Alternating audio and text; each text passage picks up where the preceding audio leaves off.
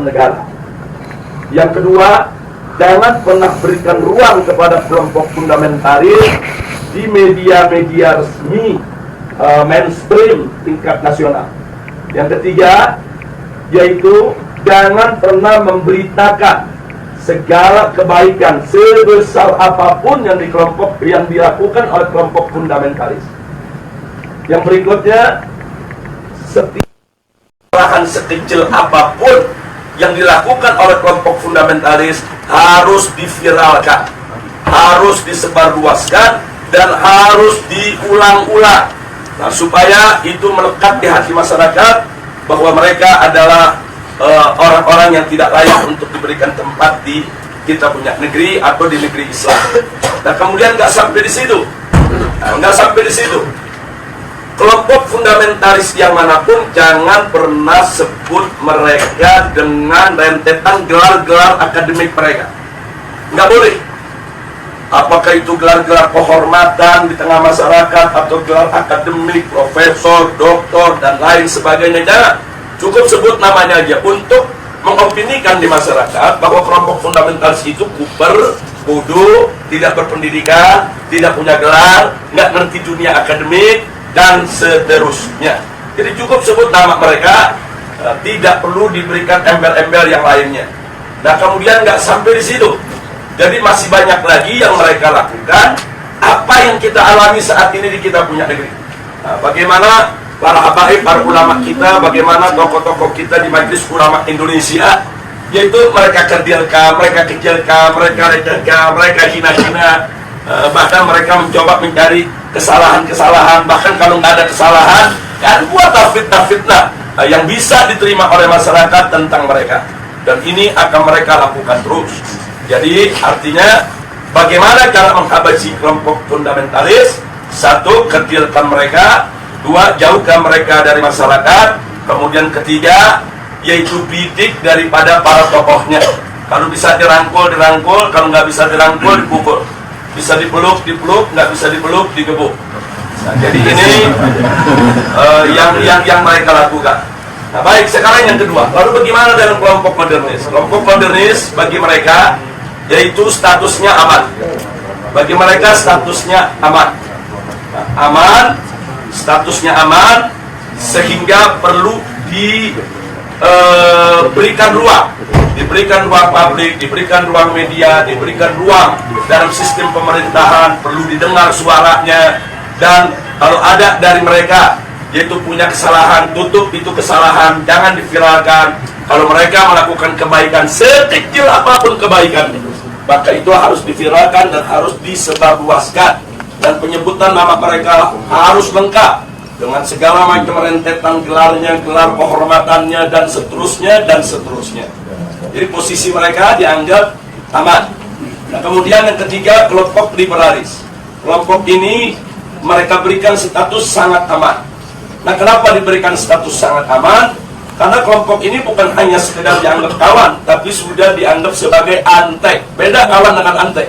Kalau modernis itu masih kawan barat, tapi kalau sudah liberalis itu antek barat. Nah, jadi mereka sudah tidak ada nilai kritis sama sekali. Nah, tapi justru kelompok ini yang mereka besarkan.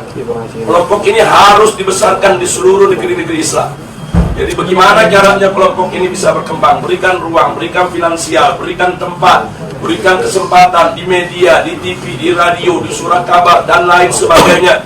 Kemudian pendapat-pendapat mereka viralkan, seolah-olah itu merupakan pendapat daripada masyarakat Islam internasional, dan seterusnya. Dan libatkan mereka, undang mereka kalau ada konferensi-konferensi internasional di mana saja, untuk lebih memantapkan posisi mereka di tengah masyarakat. Dan kalau mereka punya kejelekan, sejelek apapun, sebesar apapun, yaitu supaya disembunyikan. Jadi jangan kaget kalau tokoh-tokoh liberal di Indonesia ada di antara mereka yang menghamili sekretarisnya, yang memperkosa pegawainya, tidak pernah muncul di media. Jadi semua harus ditutup, tidak boleh. Tapi kalau mereka melakukan kebaikan sekecil apapun, maka kebaikan itu harus terus, yaitu dieksplorasi, untuk kemudian diviralkan, disebarluaskan ke mana-mana. Nah, ini maka itu disebut ini kelompok status sangat aman. Yang terakhir, yang tradisionalis, kelompok ini masih diberikan status waspada. Loh, kenapa dikatakan waspada? Sebab kelompok ini walaupun mereka bukan fundamentalis, tapi memiliki 3 ciri yang sama dengan fundamentalis.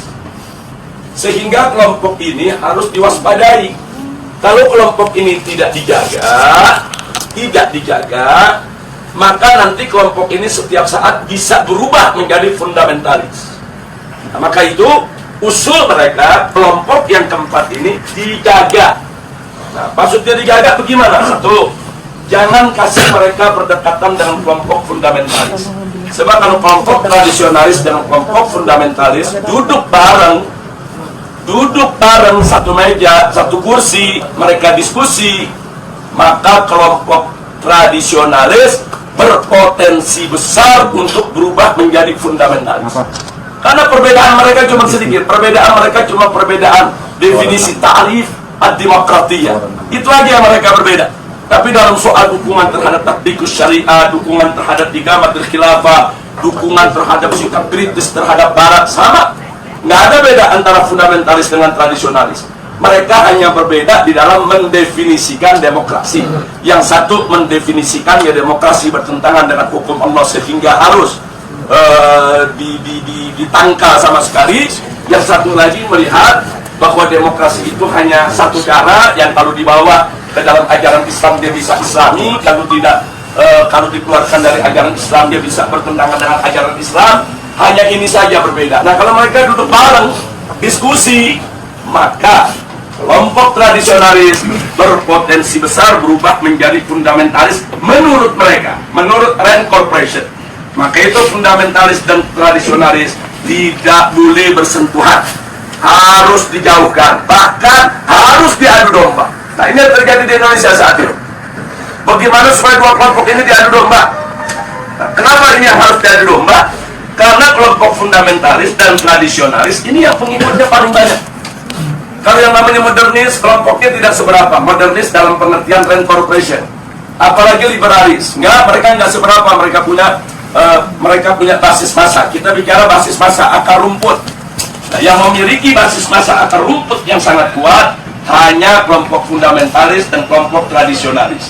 Maka itu kalau ini bersatu, ini akan menjadi satu kekuatan umat Islam yang maha dahsyat, yang bisa merontokkan kekuatan mereka, sehingga mereka akan melakukan berbagai macam upaya bagaimana dua kekuatan ini untuk tidak bersatu. Nah, itulah sebabnya aksi 212 di mata mereka ini merupakan persatuan antara fundamentalis dan tradisionalis, dan mereka sangat panik. Mereka sangat kalah karena yang masuk dalam aksi 212 itu dari semua elemen umat Islam. Apapun organisasinya, apapun partai politiknya, apapun mazhab pemikirannya, mereka datang, mereka tidak tanya Anda NU, Anda Muhammadiyah, Anda FPI, enggak. Mereka nggak nanya Anda P3, Anda PKS, Anda PKB, enggak. Mereka nggak nanya. Mereka nggak nanya mazhab, Anda Syafi'i, Anda Hambali, Anda enggak. Mereka nggak nanya Anda ini termasuk yang Aswaja, yang Wahabi, atau yang Salafi dan lain. Enggak ada. Mereka hanya tahu Anda Muslim, saya Muslim, kita datang untuk bela Islam. Justru ini yang menakutkan musuh. Nah, karena ini membuat mereka panik dan mereka kalah. Akhirnya semua tokoh-tokoh yang terlibat dalam aksi 212 mereka kriminalisasi.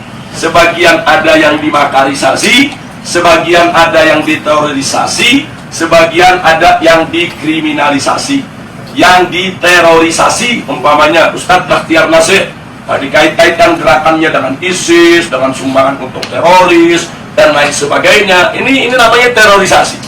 Nah, sedangkan makarisasi seperti Kiai Khattab, Muhammad Al-Khattab yang saat ini ditahan dan dipenjara.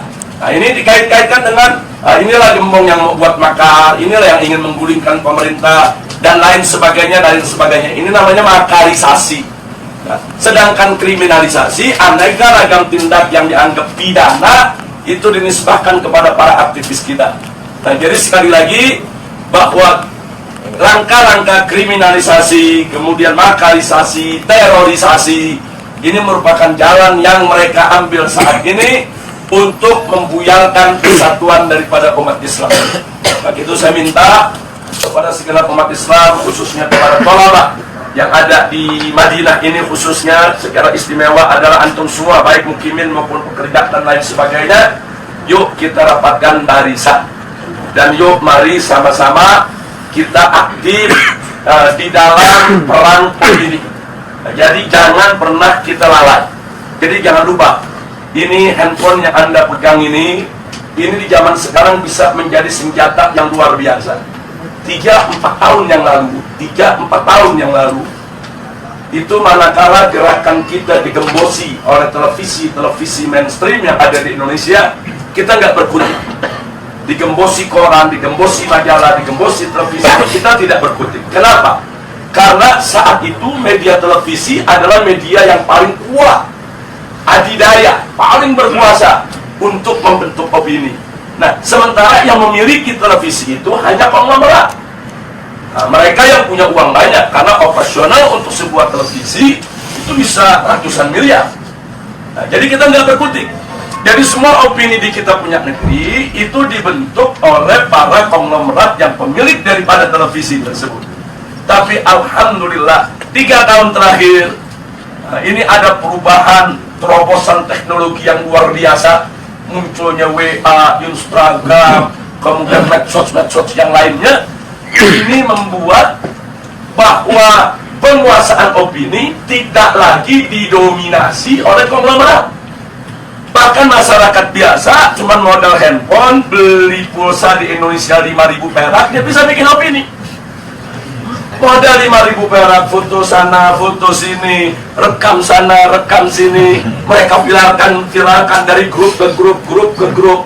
Bahkan kadang-kadang banyak orang mendapatkan berita lebih dulu dari WA ketimbang dari TV. Lebih dulu dari WA ketimbang dari radio. Lebih dulu dari WA ketimbang dari majalah dan koran. Nah, ini luar biasa. Artinya apa?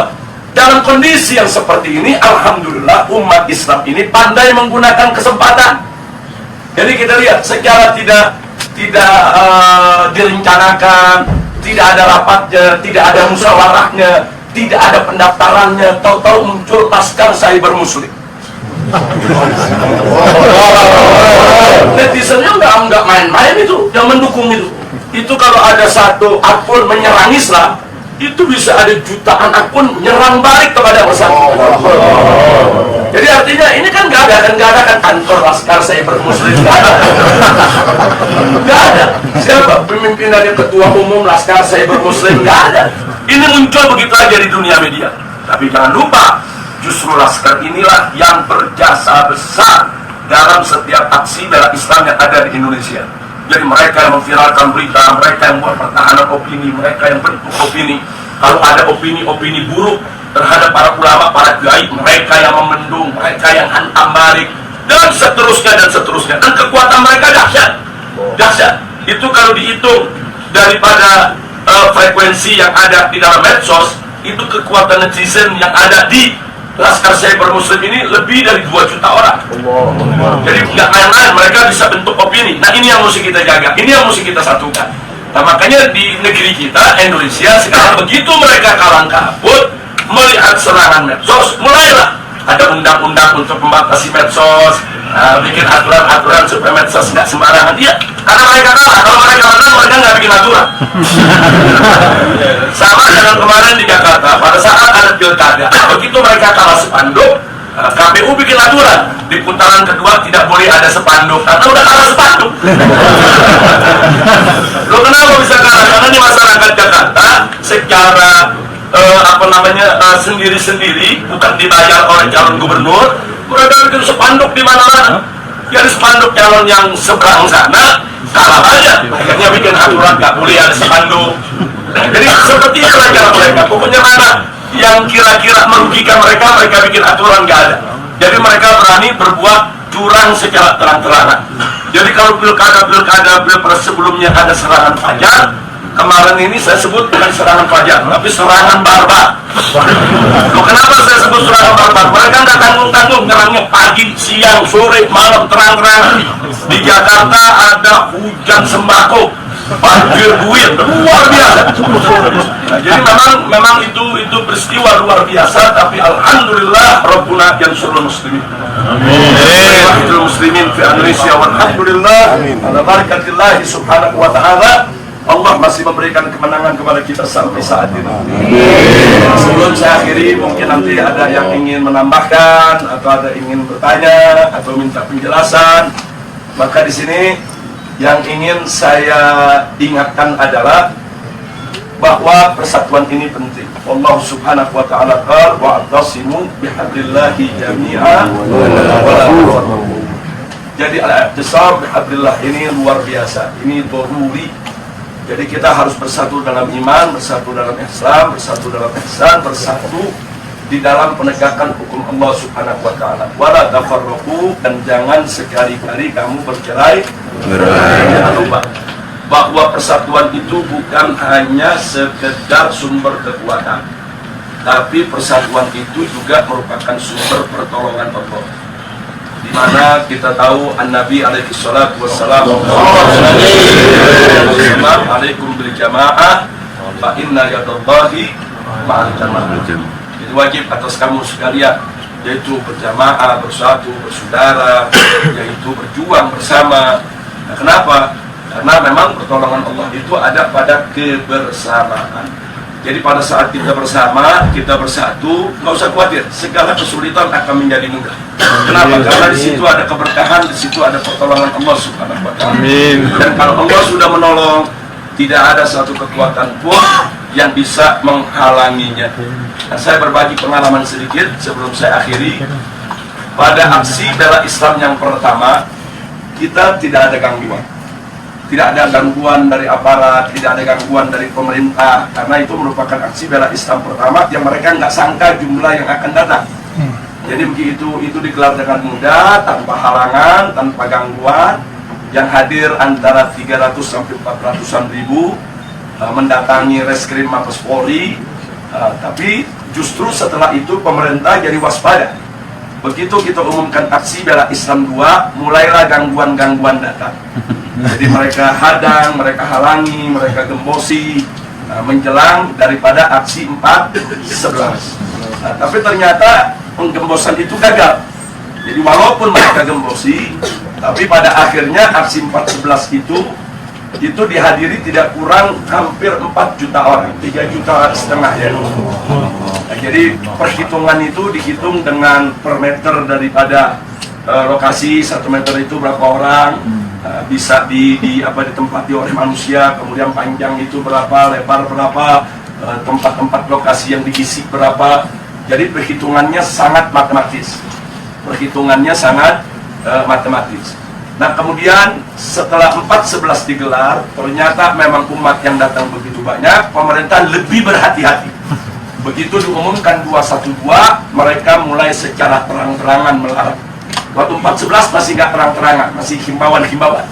Tapi begitu 212 jelas-jelas mereka melakukan larangan, bahkan teror dan intimidasi. Jadi pesantren-pesantren didatangi, kiai-kiai didatangi, dibujuk, dirayu supaya tidak turun dengan berbagai macam iming-iming. Dan kalau yang nggak mau, tetap mau turun juga, mereka teror, mereka intimidasi, mereka takut-takuti dan lain sebagainya. Bahkan perusahaan bis di mana-mana, khususnya Jakarta, Sumatera, itu diteror, diancam akan dicabut. Mereka punya lisensi, mereka punya izin trayek, karena mereka berani mengangkut umat Islam ke Jakarta. Jadi sudah digembosi habis-habisan. Secara logika 212 gagal. Jadi besok aksi 212 malam ini saya dan kawan-kawan masih berkumpul dengan Ustaz Bakhtiar Nasir, Ustaz Zaitun Rasmin, kemudian juga dengan kawan-kawan dari MUI, kawan-kawan dari FUI, dan seterusnya. Kita saat itu melihat tekanan-tekanan yang begitu hebat. Secara logika besok ini separuh dari 4/11 saja udah hebat. Separuh dari 4/11 saja udah hebat. Jangankan separuh, bisa 1 Monas saja udah cukup. Jadi memang betul-betul kondisinya, tekanannya luar biasa. Nah, pertanyaannya kenapa pemerintah melakukan tekanan yang lebih luar biasa pada saat itu? Karena mereka gagal di 4/11. Jadi mereka nggak mau gagal lagi di 212.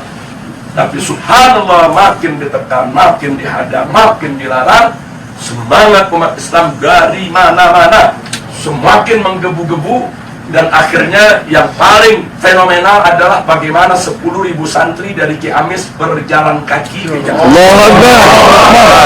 Dan itu bukan tidak punya pengaruh, itu takdir pengaruh yang ada di tengah masyarakat besar. Gara-gara Ciamis jalan dengan jarak 300 km lebih, itu mendorong tempat-tempat lain nggak peduli. Oh, nggak ada bis, nggak ada kendaraan, ya kita jalan kaki rame-rame. Nah, ini di luar dugaan. Dan besoknya yang hadir itu hampir 8 juta orang, 7 juta orang lebih. Nah, jadi ini adalah pertolongan Allah. Tidak ada satu orang pun, satu manusia pun, satu tokoh apapun, sehebat apapun dia, yang mampu mengumpulkan manusia sebanyak itu dengan tujuan yang sama, kecuali dengan pertolongan Allah. Semata-mata Allah punya pertolongan. Nah, akhirnya digelarlah 212. Semua itu adalah pertolongan Allah Subhanahu wa Ta'ala. Nah, kita sudah sampaikan kepada pemerintah pasca 212, mestinya energi 212 itu jangan dianggap oleh pemerintah sebagai ancaman. Jangan. Mestinya dengan energi 212 itu pemerintah lebih merangkul